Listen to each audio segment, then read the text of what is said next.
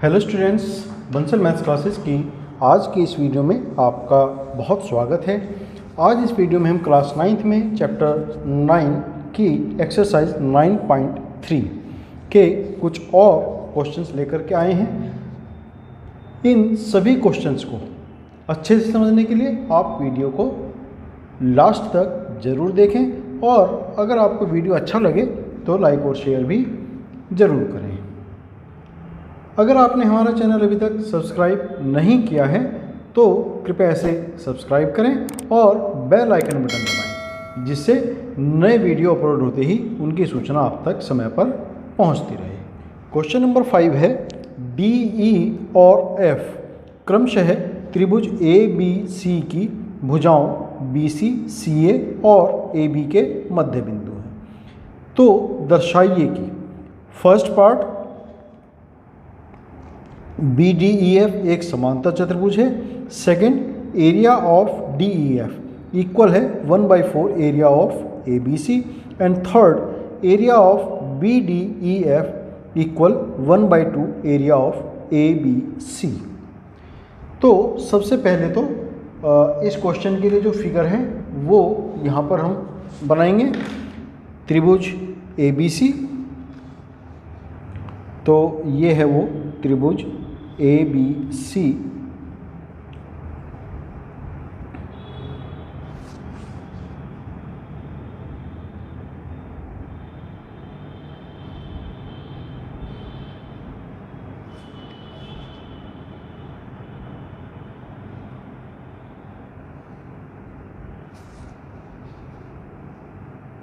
ए B C, D E F इन इस triangle की जो साइड्स हैं उनके मिड पॉइंट्स हैं।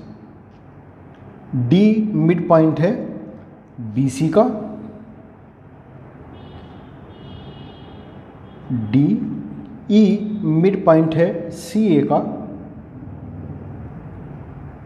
और एफ मिड पॉइंट है ए बी का। इनको भी आपस में मिला लेंगे। ई को एफ से, ई को साथ में डी से और डी को एफ से।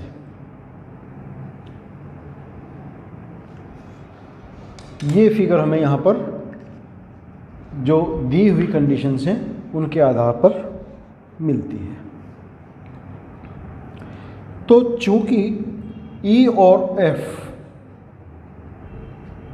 ई और एफ भुजाओं सी ए और ए बी के मध्य बिंदु हैं,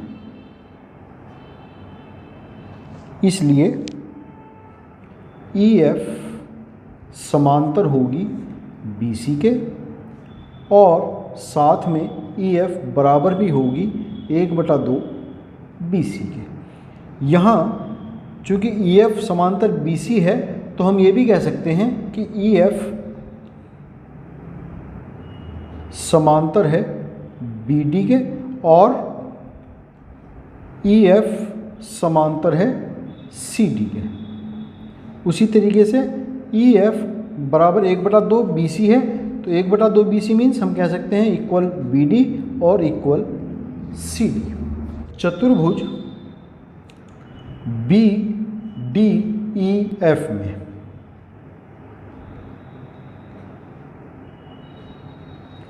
ई एफ समांतर है बी डी के और साथ में ई एफ बराबर भी है बी डी के, इसलिए बी डी ई एफ एक समांतर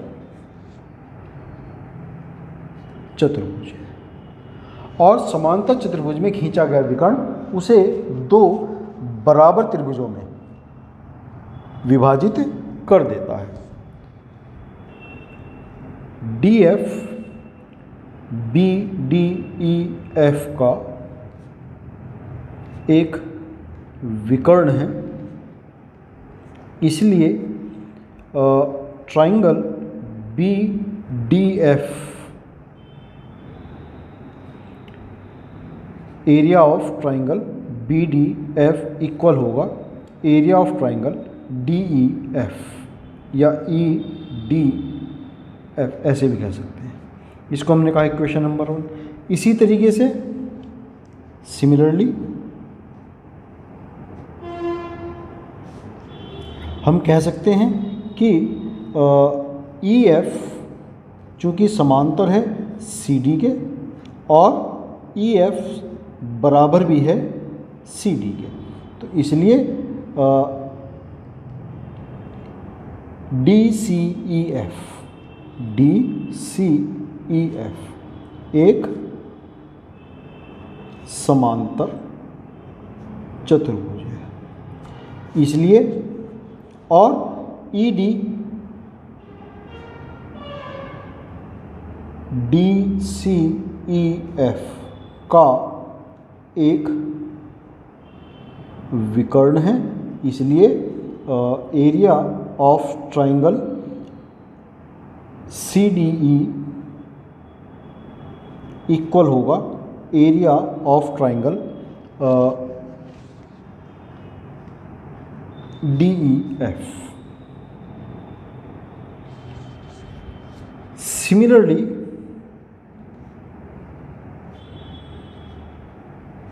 we can prove that AEDF एक समांतर चतुर्भुज है जिसका एक विकर्ण EF है, जिसका EF एक विकर्ण है। इसलिए area of AEF triangle AEF equal होगा एरिया ऑफ ट्राइंगल DEF।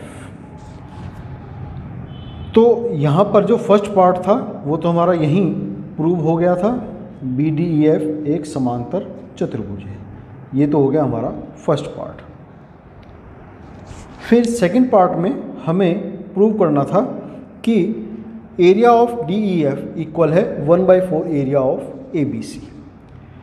तो यहाँ पर हमने देखा ABC के 4 पार्ट्स हो जाते हैं, 1 पार्ट, 2 पार्ट, 3 पार्ट और 4 पार्ट, यानी कि इन चारों को अगर हम जोड़ेंगे तो हमें त्रिभुज ABC का क्षेत्रफल मिल जाएगा। तो इसको हम लिख सकते हैं कि area of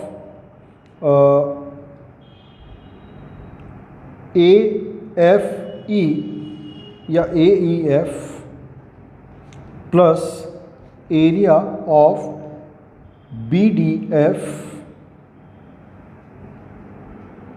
plus area of DCE या CDE plus area of DEF equal होगा पूरा त्रिभुज ही हमारा ABC, area of triangle ABC। ये सभी तीनों त्रिभुज, पहला, तीसरा और चौथा, हमने यहाँ पर देखा है कि त्रिभुज DEF के बराबर मिलते हैं। तो इन सब की जगह हम लिख सकते हैं area of triangle DEF plus area of triangle DEF plus area of triangle DEF, और ये तो है ही, plus area of triangle DEF equal होगा area of triangle ABC। Means 1 2 3 4, 4 बार इसको जोड़ा है तो इसको हम 4 से मल्टीप्लाई भी लिख सकते हैं। तो 4 area of triangle DEF equal होगा एरिया ऑफ ट्राइंगल ABC। यहाँ से एरिया ऑफ ट्राइंगल DEF हमें मिलेगा 1/4 एरिया ऑफ ट्राइंगल ABC। ये हुआ हमारा यहाँ पर सेकंड पार्ट। फिर थर्ड पार्ट में हमें प्रूव करना है कि एरिया ऑफ BDEF समांतर चतुर्भुज एरिया ऑफ BDEF। तो इक्वेशन नंबर 1 फ्रॉम इक्वेशन 1 हमें पता है कि area of B D F equal है area of D E F के। तो हम आपस में ऐड कर दें, means area of B D F plus area of D E F. तो बी डी एफ और डी ई एफ मिलकर के बन जाएगा चतुर्भुज B D E F equal area of B D E F. B D F equal है D E F के, तो यहाँ पर ये लिख सकते हैं हम area of D E F plus area of D E F equal होगा area of B D E F, means 2 area of D E F equal होगा area of B D E F. लेकिन from second part हमें पता है कि area of D E F equal है 1/4 area of triangle A B C. तो यहाँ area of D E F की जगह हमने रखा 1/4 area of triangle A B C equal area of B D E F. तो area of B D E F हमें मिला, 2 से 4 कट जाएगा, 1/2 आ जाएगा, 1/2 area of triangle A B C.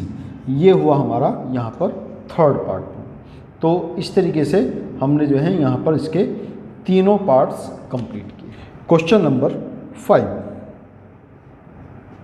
Question number 5 है, यहाँ पर एक फिगर दी हुई है, पहले मैं वो फिगर बना देता हूँ। एक क्वाड्रिलेटरल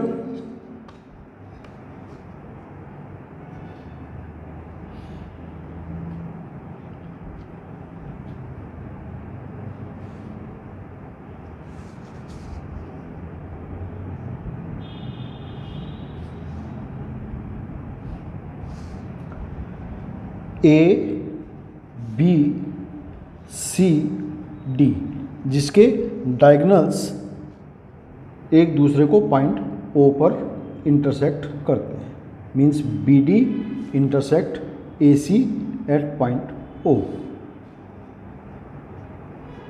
और इसमें गिवन है कि ओ डी इक्वल है ओ बी के, साथ में A B equal C D भी है।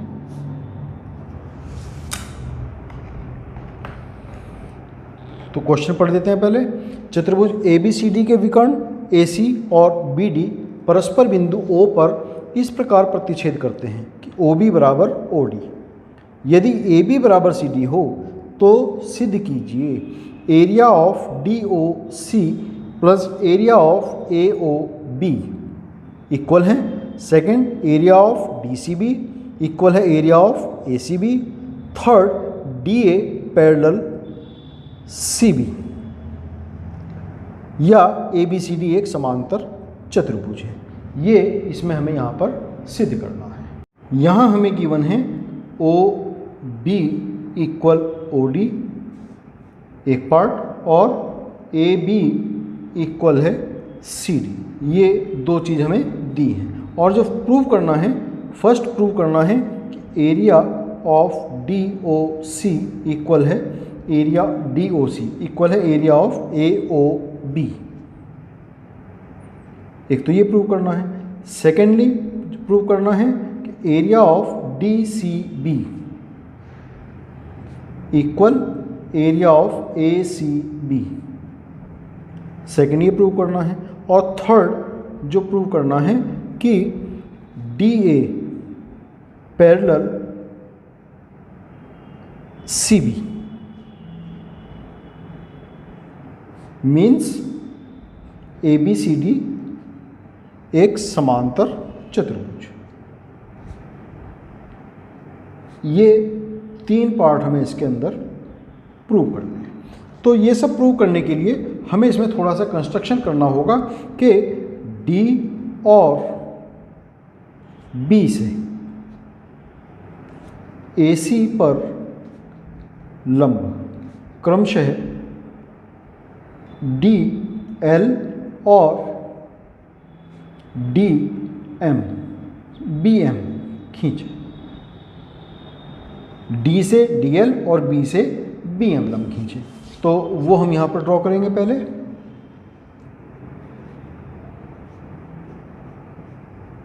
ये है डी एल और यहाँ से ये हम ड्रॉ करेंगे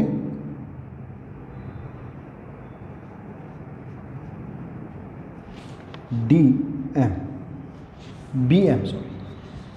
तो अब जब भी हमने यहाँ पर परपेंडिकुलर्स ड्रॉ किए हैं तो डी एल परपेंडिकुलर ए सी और बी एम परपेंडिकुलर ये भी ए सी। तो त्रिभुज ड्रॉ करने से यहाँ पर त्रिभुज बने, एक तो त्रिभुज डी एल ओ और त्रिभुज बी एम ओ में। इन दोनों त्रिभुजों को हम लेकर के चलेंगे। तो इसके अंदर हमें क्या क्या पता है, angle D L O equal है एंगल बी एम ओ, दोनों 90 डिग्री के एंगल हैं। उसके अलावा एंगल डी ओ एल, ये वाला एंगल इक्वल होगा इस वाले एंगल के, दोनों शीर्षाभिमुख कोण हैं, वर्टिकली अपोजिट एंगल हैं। तो डी ओ एल इक्वल होगा angle B O M, vertically opposite angle होने के कारण, और ओ डी इक्वल है ओ बी, ये हमें गिवन है, दिया हुआ है। तो ऐसा होने से एंगल एंगल साइड, तो by A S criteria triangle D L O सर्वांगसम होगा ट्राइंगल बी एम ओ के। और जब दो त्रिभुज सर्वांगसम होते हैं तो उनके क्षेत्रफल भी आपस में बराबर होते हैं, साथ में उनके संगत पार्ट भी आपस में बराबर होते हैं। Means D L equal B M, D L equal हुआ यहाँ पर बी एम बाई सीपीसीटी। और हमने कहा कि area of triangle D L O equal होगा area of triangle B M O, क्योंकि जो सर्वांगसम त्रिभुज होते हैं उनके क्षेत्रफल आपस में बराबर होते हैं। इसको कहा हमने इक्वेशन नंबर 1। फिर अब हम इसी में जब हमने परपेंडिकुलर ड्रॉ किए थे तो कुछ और ट्राइंगल्स यहाँ बने थे, डी एल सी और इधर बी एम ए। तो त्रिभुज डी एल सी व त्रिभुज बी एम ए में अब इन दोनों त्रिभुजों को लेकर के चलेंगे। यहाँ पर angle D L C equal है एंगल बी एम ए, दोनों 90 डिग्री के एंगल हैं, इस वजह से दोनों ये इक्वल हैं। और डी सी इक्वल है ए बी, ये भी हमें दिया हुआ है। और इसके अलावा डी एल इक्वल है B M from equation 1। Equation 1 में हमने ये यहाँ पर प्रूव किया था। तो by R H S criteria triangle D L C congruent है ट्राइंगल बी एम ए। और जब ये दोनों ट्राइंगल्स कॉन्ग्रेंट होंगे तो इनके एरिया भी आपस में इक्वल होंगे। तो area D L C equal होगा area of B M A. इसको कहा हमने इक्वेशन नंबर 2। अगर मैं इन दोनों को जोड़ दूं by adding equation 1 and equation 2, तो area of D L O plus area of D L C equal होगा area of B M O plus area of BMA। अब DLO ये वाला ट्राइंगल है और DLC ये वाला ट्राइंगल है, तो इन दोनों को अगर हम जोड़ेंगे तो हमें मिलेगा ट्राइंगल DOC। तो ये हुआ area of triangle DOC equal. उसी तरीके से ये ट्राइंगल और ये ट्राइंगल आपस में जोड़ेंगे तो हमें मिलेगा ट्राइंगल AOB।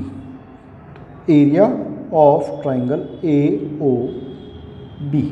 तो ये हुआ हमारा यहाँ पर first part proved, DOC equal AOB, hence proved. फिर सेकेंड पार्ट, हमने प्रूव किया है कि एरिया, चूंकि एरिया ऑफ DOC इक्वल है एरिया ऑफ AOB, और अब हमें सिद्ध करना है कि DCB इक्वल है ACB। यहाँ हम नोट करेंगे एक बात कि DCB ये जो ट्राइंगल है ये दो ट्राइंगल से मिलकर के बना है, DOC और ट्राइंगल OCB। उसी तरीके से ACB भी दो ट्राइंगल से मिलकर के बना है, AOB और OCB। मीन्स दोनों ही ट्राइंगल जो हमें प्रूव करने हैं उनमें OCB एक ऐसा एरिया है जो दोनों के अंदर कॉमन है। तो अगर हम DOC और AOB जिनका एरिया अभी हमने फर्स्ट पार्ट में प्रूव किया है उसमें OCB दोनों तरफ जोड़ दें तो हमारा क्वेश्चन ये सॉल्व हो जाएगा। तो यहाँ हम लिखेंगे कि एरिया ऑफ ट्राइंगल OCB दोनों ओर, दोनों पक्षों में जोड़ने पर क्या होगा, area DOC plus area OCB equal area AOB plus area OCB। DOC plus OCB, DOC और OCB मिलकर के बना DCB। तो ये हो गया एरिया DCB इक्वल एरिया, उसी तरीके से AOB और OCB ये दोनों मिलकर के बने ACB। तो ये हो गया एरिया ट्राइंगल ACB, और यही हमें सेकंड पार्ट में प्रूव करना था, हैंस प्रूव्ड। फिर थर्ड पार्ट है कि हमें यहाँ प्रूव करना है DA मीन्स ये वाली साइड पैरेलल है CB के। तो चूंकि area of triangle DCB equal है area of triangle ACB from second part, यहाँ नोट करने वाली बात है कि DCB और ACB दोनों का सेम बेस है CB और इनके दोनों के एरियाज भी इक्वल हैं।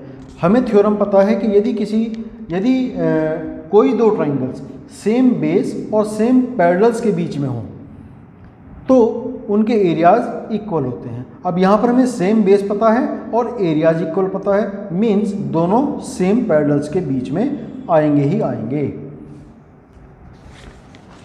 तो हम लिखेंगे कि त्रिभुज DCB व त्रिभुज ACB एक ही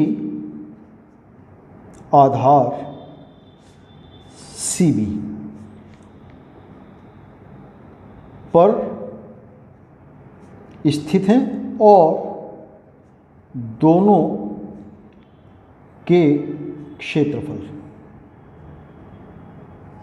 समान है,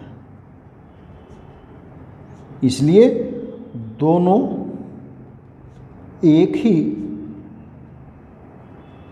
समांतर रेखाओं के मध्य स्थित होंगे। इसका मतलब ये हुआ कि DA या AD पैरेलल है CB के, यही हमें यहाँ पर प्रूव करना था। अब चूंकि हमें ये भी प्रूव करना है कि ए बी सी डी एक समांतर चतुर्भुज है।